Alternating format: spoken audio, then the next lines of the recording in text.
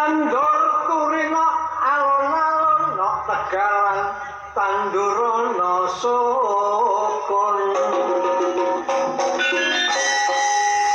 pegawai negeri nek tuwek oleh pensiun bareng dagelan tuwek-tuwek dadi dukun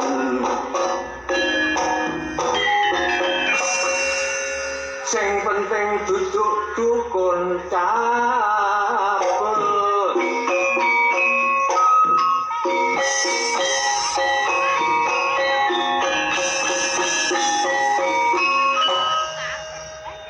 sapa sing ora kedanan mripate blah gawe ambe aku karo atiku yen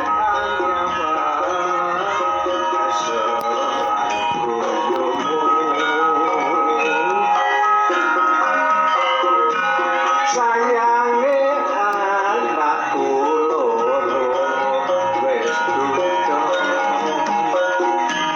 kono prawan kembang desa apa bisa keturutan momong kutha urip bebarengan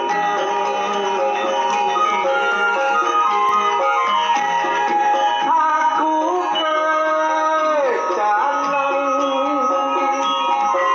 rena wengi mung tansah kelingan kecanan prawan ibarate padha kaya intan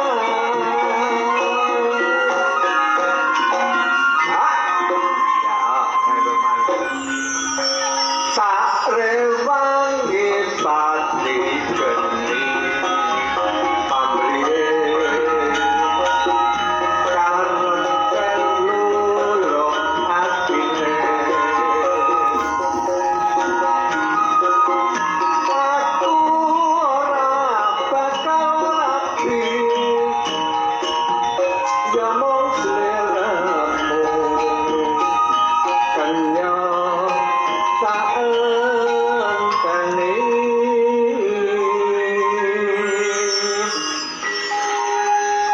sak lenceng kayune kopi cintane arep wedok banteng gak sida dirapi tak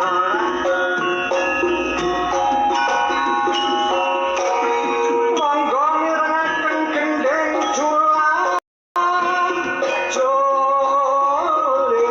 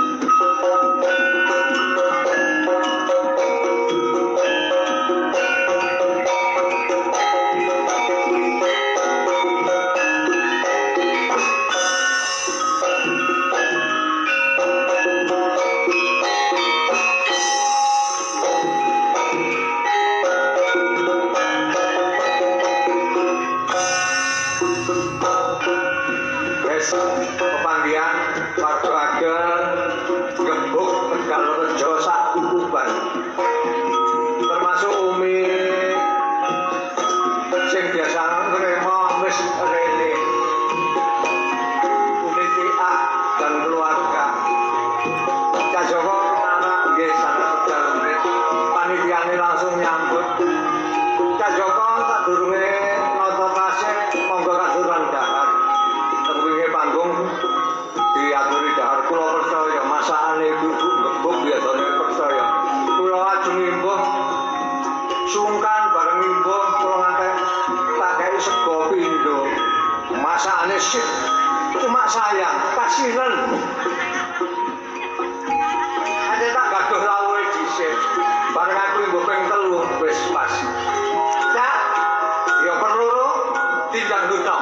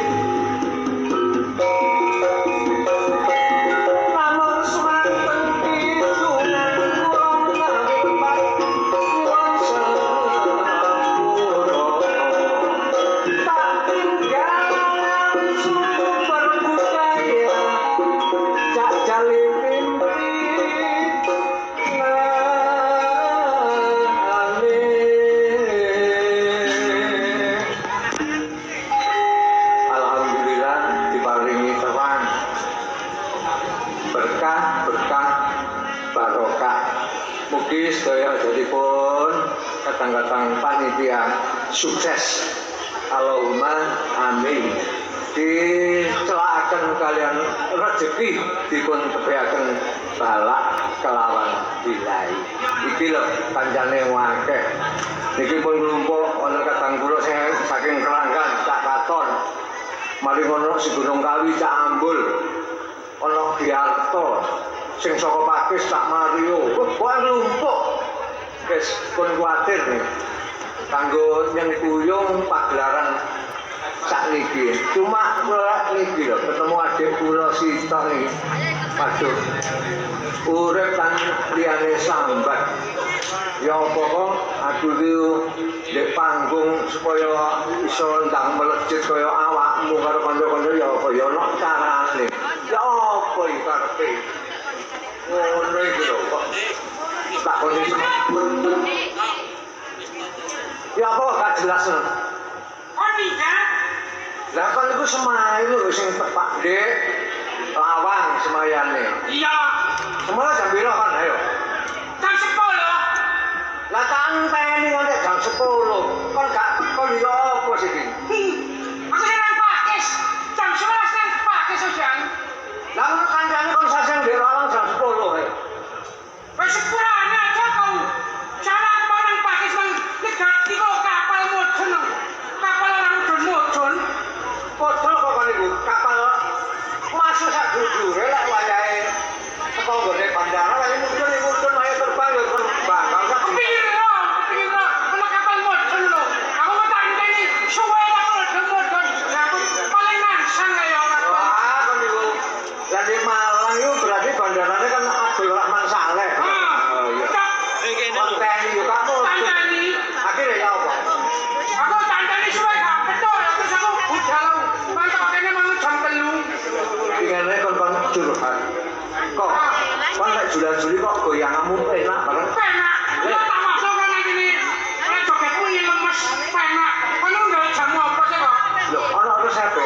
Kon lek kepengin jogetmu penak, Iya. contohnya aku. Biasanya kon joget kok banding kendangi gak prayu. Ya apa sih? Siapa nih? Tak dino tunggal dul.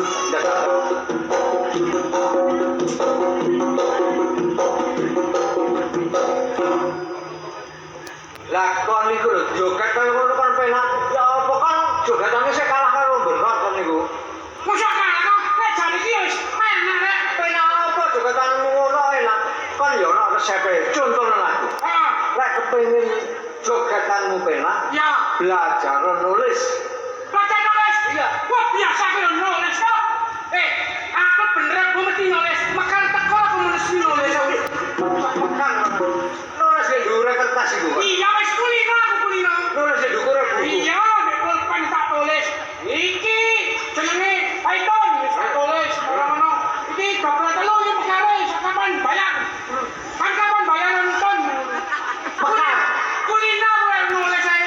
Gampang. Wah iki ana hubungane karo joget, nulismu aja nganggo pulpen, aja di dhuwure kertas. Ate dia apa rek? Nulisan nganggo bokong, goyanganmu ben. Ojo kan kok ini wis bokong. Loh, kan penak goyanganmu, ben lemes. Kira, aku penasaran aku kok seneng kok. Kono lho wis bokong kok. Kon lan duwe bojo. Duwe. Bojomu jenenge sapa? Iya, Ria kene ngawur. Bojomu sana. Ana. Bojomu ana ya? Ana. Lah, kon nang arep nulis nganggo bokong jenenge bojomu. Ora. Ana, berarti huruf pertama A. Ayo tangannya di dhuwur. Tulis. Seret. A. Huruf kedua berarti A. Seret. A. Kisah A ya. Huruf ketiga N. Tulisan nganggo bokong. Seret. Tin. Ya apa mari gawe huruf N. Ya ana. Nah, mari ngono terakhir A ya. Seret. Nah, iku jenenge bojomu. Ya apa? Ana. Anu, pinggangmu mulai rada lemes. Penak ya. Kon lak duwe anak sih. Duwe. Anakmu sing barep jenenge sapa? Lulu. Tulisan kanggo bokong. Ditulis. Iya. Kene bang. Tak dikte. Lulu, huruf pertama berarti L. Tulisan. Nulis aku nulis. Seret. Mari ngono huruf kedua U. Seret. Ya aduh. Ya apa rasane mari gawe huruf U din. Oh ngono. Wes. Elo. Mari L. Huruf keempat U meneh. Seret. Tiup. Waduh, ya apa din rasane din? Terakhir matane K. Seret. Lulu. Iya sing nomor 1. Anakmu kabeh piro? Loro. Nomor loro jenenge anakmu sapa? Dewi. Tulisan nganggo bokong. Ditulis pisan. Nganggo bokong. Kan jogetmu berpenak din kaya aku din. Kalau jangan pesan ini kok. Lah, pasano. C. Seret. Nah, iku kan telu lho, Din. Seret. Ya, ya. Nah, seret. Nah, Saya udah ketiga gue. Seret, seret, seret, seret. Nah, terakhir mateni idin. Iku du ana titihe dure. Lah titihe endi iku? Iya kaya. Jajal. Lah titihe endi din? Titihe endi? Ayo, kekene jeneng anakmu Dewi. Saben huruf iki ndure mesti ana titihe. Iya, ya wis ngerti. Kon gak iso. Ayo Pak, anakku nomor loro jenenge Dewi. Ayo. Dek.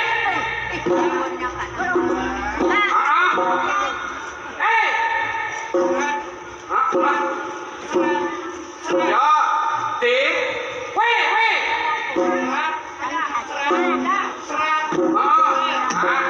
Tenolon gak iso. Bacok kon kok. Iya ya, kon gak iso. Ayo. Alah, ngono tak kok. Yo, lah kan tiki mek cilik. Kejantek mek tiki ae. Lho masa Iya lah ngono ya iso kok. awas ae titihe luwih gedhe nek aku. Ya. Dewi, Dek. Seret. Loro, telu, ya.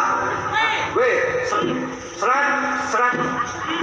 Aja lali titihe. Gampang ae. Lah titihe endi din?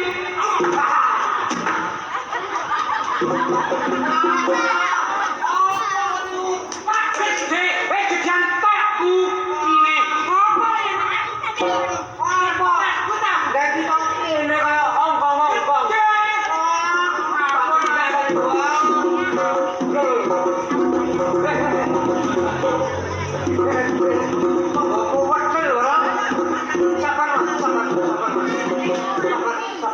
Paling dua ini menang.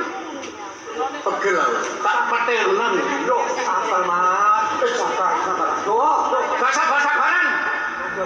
kawane padha. Ana masalah apa? Golek niat aku. Pak Niat mempengaruhi bojoku. Sik.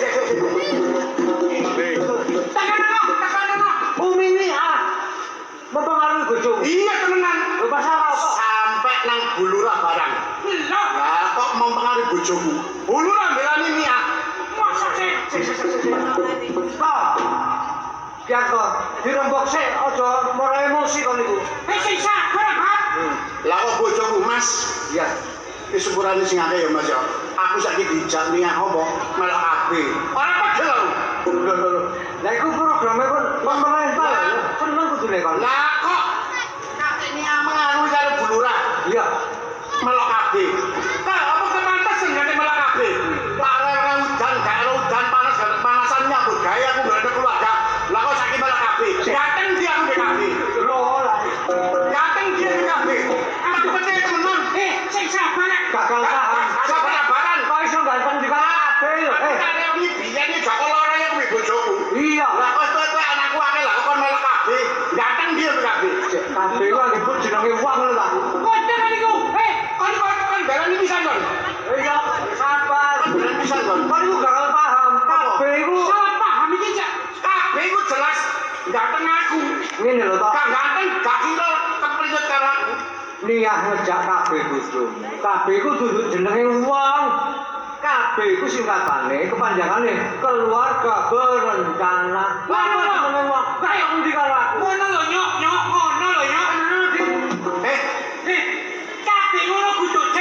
Apa? Wah, tenan ono Din. Iya ya celak. Masalah aku kabeh itu duduk uang ta. Kabeh programe pemerintah nganggo ta. Bareno iki. Wes ah. Wis tuwek, wis mambu lemah, mbok aja sing sabar ngono lho. Sing sabar. Kon jeng lancang. Kok Joko? Rene, Bareno petilmu iku. lah kok kon ku murni anakku koyo ngene sih ngene iki. Goblok lah kok diuri mbahku. Ya apa? Ya, apa sana iki? Kan diuri lah apa kan mbek Joko. Kurang ilmu ah. Pelajaran no, pelajaran. Mamula mun pelajaran iku yo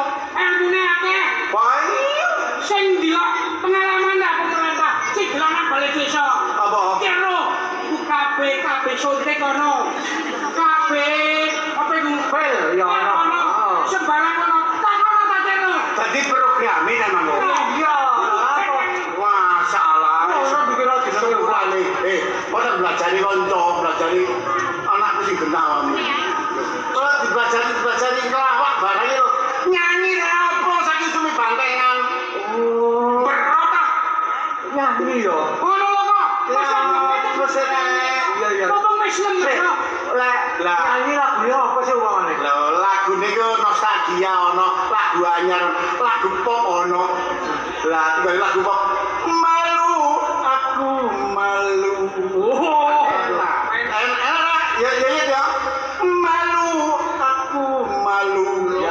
Pada kemaluanku. Iku lagu Abime Sandian iku. Liyane. Apa yo ya? Oh, lagu kok. Hati tenang melamun. Lah iku lho perjuangan iki. Oh, enak toh. Temane Lama beda riwayat yang dulu. iya enak. Waktu kita bertemu. Sudah bestari. Kok catu dijogeti ngono San. Busibu ulom boten purun. Busibu ulom boten Sik, Koso ngoblok irung Masa andane lumat iki lho. saire ngono tadi Bener ngarepe. rungono saire Iya, andane sing salah sing ndi Iya. ngoblok Ora andane lumat. ngoblok iki jenengan lagu iki jeneng nyelentang. hati tenang melamun Ah, iki lho bener. oh dinda suwitaku Ngono penak. lali nek Beta ingat riwayat. Beta ingat riwayat yang dulu Lah, ngono lho. waktu kita bertemu Sip tidak bestari lagi. Busibu ulom boten purun Busibu ulom boten iya Andane lumut lan iku. Ngono juga dari andane lumat gak percaya. aduh Apa sih rek? kapan arek aduh guyono nontai kritik gedang gede telo tidak edang padha krasa Lah iki lakoni yo. lah ayo delok terus sumber budaya Angkat.